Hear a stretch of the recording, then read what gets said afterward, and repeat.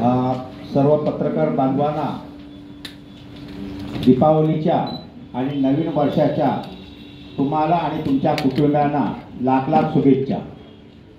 यहाँ अभी doctor Abhay Shukla sir, Tanaji Bhate madam, Girish Bhave sir, Vivek Monteiro, Trishila madam, Shubham Baban और अन्य कार्यकर्ते भाई और बहनों, आता आपल्या समोर जे डॉक्टर शुक्ला किंवा मॅडमने जे तुमच्या समोर ठेवलं किंवा संदीप यांनी बबन यांनी तुमच्या समोर ठेवलं, आज एक म्हण अशी आहे की गरीबाने आजारी पडणं याच्यासारखं पाप नहीं। जो गरीब है वो अगर बीमार होता है तो सबसे ज्यादा पाप वो है कि उसके पास पैसा नहीं। इसलिए मराठी में कहावत है कि गरीबाने आजारी पडणं याच्यासारखं पाप नाही का, तो तर गरीबांना जो पैसा लागतो तो पैसा नसल्यामुळे ते महापालिकेचे जे हॉस्पिटल आहे, मग जशी मेडिकल कॉलेज आहेत, इतर 17 छोटी मोठी हॉस्पिटल आहेत, कुपर आहे, राजावाडी सारखे हॉस्पिटल आहेत, बांद्रा बाबा वगैरे आहेत, तर त्या ठिकाणी लोक उपचारासाठी जात आहेत। अगर आपको भारत हिंदुस्तान अगर देखने का रहेगा कि हर एक कोने का जो डॉक्टर भाटिया मैडम ने वहाँ काम किया है वो केएम अस्पताल है, कि पूरे हिंदुस्तान के, वो मणिपुर का हो, आंध्रा का हो या किधर का भी पेशेंट आपको उधर मिलेगा। हिंदुस्तान का आदमी कैसा है वो उधर मिलेगा। क्यों? एक विश्वास है कि मुंबई कॉर्पोरेशन जो अस्पताल चला रहा है उधर सेवा अच्छी मिलती है, मुफ्त मिलती है। लेकिन अभी सरकार का एक धोरण है कि सबको प्राइवेटाइजेशन कर दो, पीपीए करो। जब भी उन्होंने Bhabha hospital Bandra, MT Agarwal Mulund, Bhagwati hospital Borivali और दोनों कस्तूरबा हॉस्पिटल, ये 5 अस्पताल का कॉन्ट्रैक्ट पीपीए तत्व के ऊपर देने का उन्होंने फैसला किया।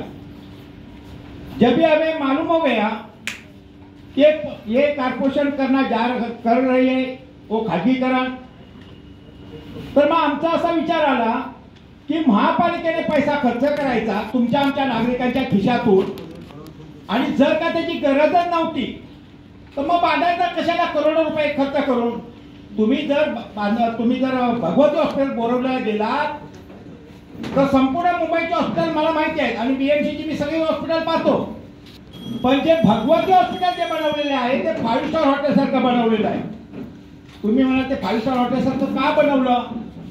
ते ह्याच्यासाठी बनवलं की ते हॉस्पिटल आज ना उद्या आम्हाला खाजगीच्या घशात घालायचं आहे, आणि खाजगी जो घेणार करोडो रुपये खर्च करून जे बांधलेलं आता आहे, मी तुम्हाला सांगतो पत्रकार बांधवांना, तुम्ही भगवतीला आज उद्या जाऊन या। 5 स्टार हॉटेल सारखं बांधलेलं आहे, तसं लीलावती पण हॉस्पिटल नाहीये, नानावटी सुद्धा नाहीये, हिंदूला सुद्धा नाहीये। मग ह्यांनी वेल प्लॅन केलेलं आहे की ते हॉस्पिटलचं आज ना उद्या खाजगीकरणाच्या खाजगीच्या घशात घालायचं आहे, आणि म्हणून तो करोड रुपये खर्च केला। आमचं म्हणणं असं आहे की तुम्ही जर करदात्या नागरिकांच्या पैशातून हे जर सगळं बांधलं असाल, खर्च केला असाल, जर महापालिका तोट्यात आहे असं जर वाटत असेल तर ही बांधायची गरजच नव्हती। आज जो साधा केस पेपर जो 10 रुपयाला मिळतो महापालिकेमध्ये, शस्त्रक्रिया अगदी थोडक्या पैशामध्ये होत आहे।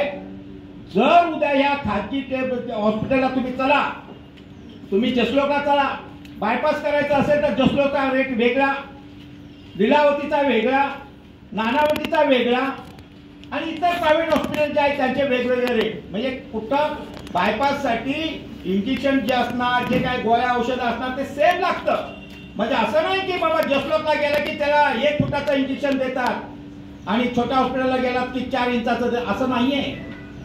तेवढाच खर्च, पण हे हॉस्पिटल त्याच्या हॉस्पिटलची किती त्याची इमेज आहे त्या हॉस्पिटलची हे बघून तिथं रेट ठरवले जातात। उद्या जर या महापालिकेमध्ये गरीबाचा गरीब, जसं की आता 32 मॅटर्निटी होम आहे, आता गिरगावला तर बाजूला गेला सूर्यकांत वगळ हॉस्पिटल मॅटर्निटी होम होतं, गिरगावचा सगळे पेशंट तिथं जात होते, ते नायरला पोहोचत नव्हते। आज अशा हॉस्पिटलची स्थिती त्या मॅटर्निटी होमची अशी झालेली आहे की गरीबातल्या गरीबाला ते जवळचं मॅटर्निटी होम होतं, आज ते कुठं राहिले नाही। आणि याचं कारण असं आहे की मॅटर्निटी होम बंद का पडली, तर डॉक्टर नाही।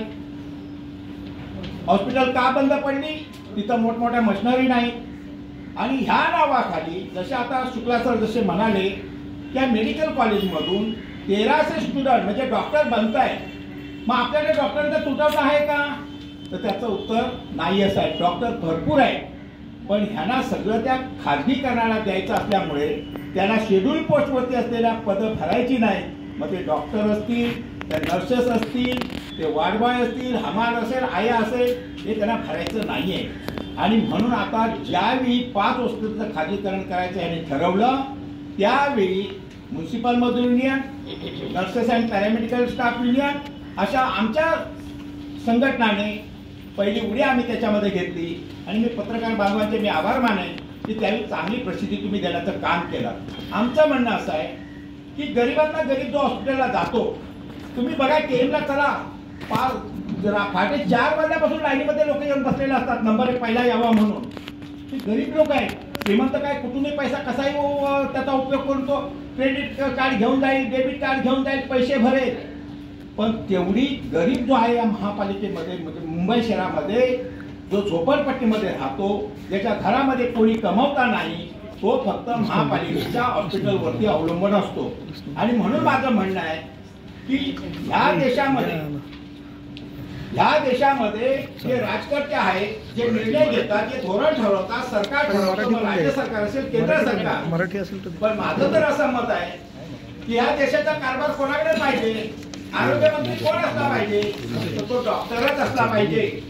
भूतानमधला पंतप्रधान 19 साली हा पंतप्रधान डॉक्टर आहे आणि ते पंतप्रधान असून सुद्धा 2 तास